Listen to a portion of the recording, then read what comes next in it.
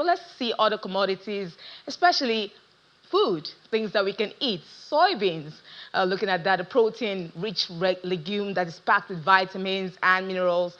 That's a staple food globally, and for feed production as well. It's used in everything from livestock feed to soy milk and cooking oil. But prices seem to have climbed about $1,040 per bushel, up nearly 6% from the end of 2024. But to unpack this, we have Ajibola Ayodeji, analyst at financial derivatives company, join us to talk about this.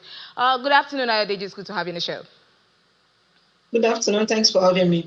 I see global soybean prices have risen nearly 6% since the end of 2024. What's driving this increase, and where do you see the markets heading? Okay, thank you.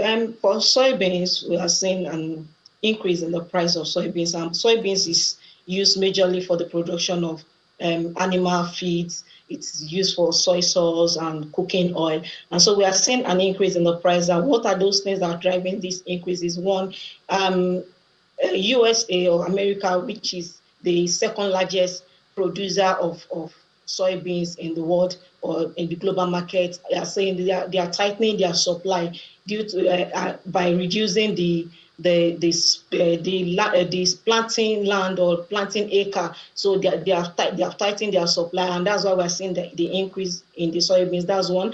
And two, on Monday there was an announcement, or there was a statement that was made by President Trump that is urging the Chinese, or urging China to increase their purchase of soybeans by about four times higher. So this also contributes to the increase in the price of soybeans that we are seeing. And lastly is the increase in the environmental protection policy that is put in place by large economies, USA, Brazil, and others, to increase the production of biofuel. And soybeans is one of the ingredients, or one of the major raw material that is used in the production of biofuel. So this has bring about an increase in the demand of soybeans. So that's why we're seeing the increase in the price of soybeans at this time.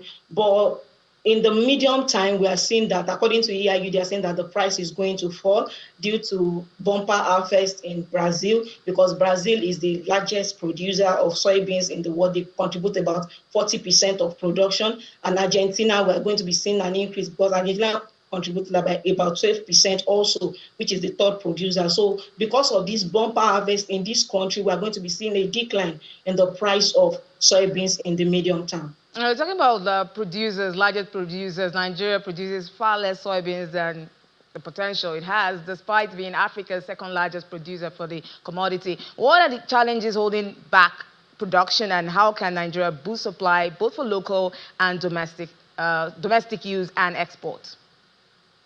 Okay, for when it comes to Nigeria, yes, Nigeria is producing, but it's small compared to even what we need domestically, not to talk of exporting these goods. So one of the, I would like to just mention like three challenges that is facing Nigeria. And one major challenges is the low yield, which is due to the maybe climate change and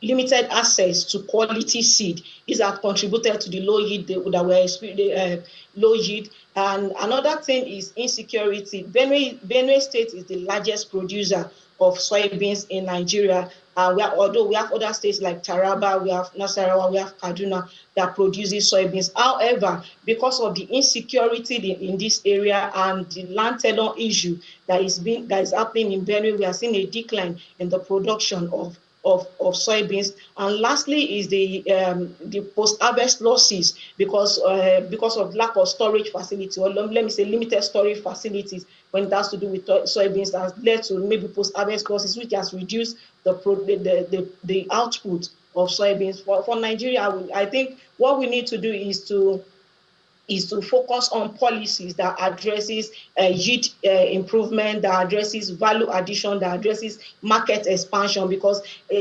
according to a research, they will say in 2020, I think 2023, Nigeria was able to just contribute like 0.25% to global production, which is very low. So there's need for market expansion, and there's need to improve our yield in order to meet the international expectation, or to meet the international demand for soybeans. Thank you so much. We do hope that the government doubles down on that, Ayodele Ajibola, because we do know that this soybean is needed for live feed, and that would also translate to higher livestock costs in Nigeria. You know, meat is really already expensive. Thank you so much, Ajibola, analyst with Financial Derivatives Company, for joining us on Business Incorporated.